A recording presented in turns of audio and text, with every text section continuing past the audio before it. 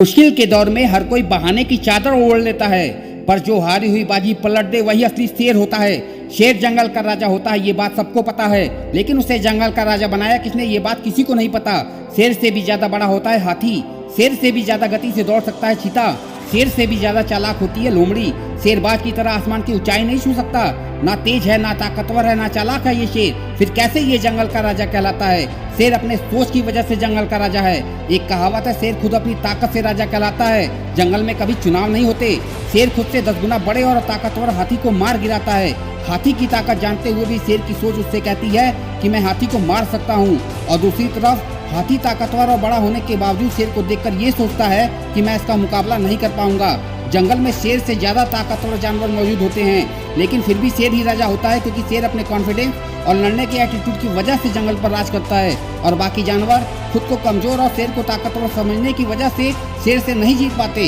याद रखना, अगर आप में काम को लेकर ऐसा एटीट्यूड और कॉन्फिडेंस है कि मैं इस काम को कर ही लूंगा, तो आपको दुनिया की कोई भी ताकत जीतने से नहीं रोक सकती। अगर शेर की तरह जीना है तो सबसे पहले उसकी तरह निडर बनना सीखो।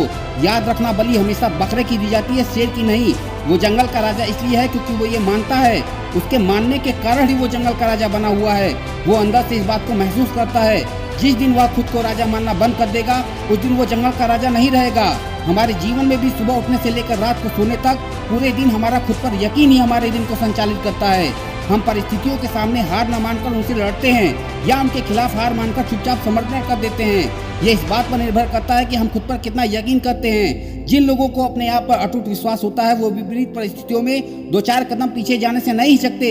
वे कदम पीछे हटाने में जरा भी नहीं घबराते, क्योंकि वो जानते हैं कि परिस्थितियों के अनुकूल होते ही वो बहुत तेजी से आगे बढ़ेंगे। दोस्तों, शेर शिकार का कर्म करता है, उसे फल में मिलता है भोजन, लेकिन वो फल के लालच में कर्म नहीं करता, उसे कर्म करने में मजा आता है। शेर को शिकार करने में मजा आता है, तभी तो वो किसी और के द्वारा मारा गया जानवर नहीं खाता। यही बात आप पर भी लागू होती है। अगर आपको कर्म करने में मजा आने लगा तो आपको फल अपने आप ही मिल जाएगा।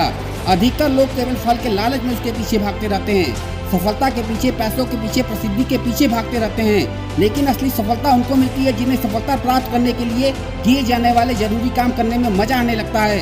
दोस्तों, ये बात तो आप सब जानते हैं कि झुंड में शिकार कुत्ते करते हैं, शेर केवल अकेला ही काफी होता है।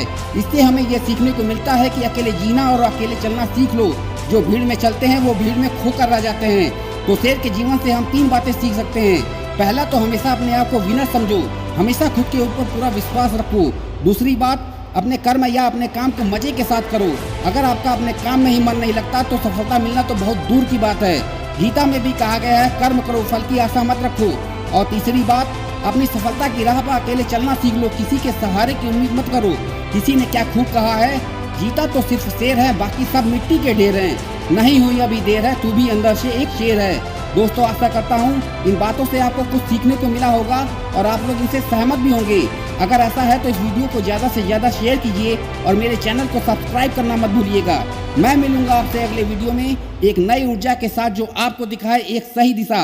देखते रहिए RS मोटिवेशनल स्पॉट।